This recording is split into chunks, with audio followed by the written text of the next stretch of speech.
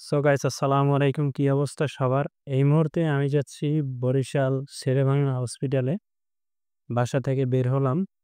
বের হয়ে এখন যাব মূলত শেরেবাংলা হসপিটালে।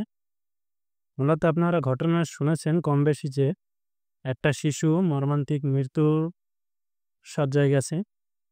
সেই মর্মান্তিক মৃত্যুর ঘটনায় দায়ী হচ্ছে ডক্টর এবং নার্স মূলত। সেই ইস্যু কইরেই আমরা আমরা মূলত আজকের আন্দোলন। আপনারা যারা আছেন নিজ, নিজ জায়গা থেকে আন্দোলনে অংশগ্রহণ করুন। আর এইরকম ঘটনা, মর্মান্তিক ঘটনা যেন আর ভবিষ্যতে না ঘটে সেদিক সবার খেয়াল রাখতে হবে।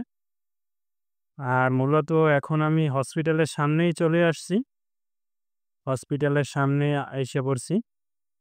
বিকাল ৪ টায় মূলত আন্দোলন হওয়ার কথা ছিল।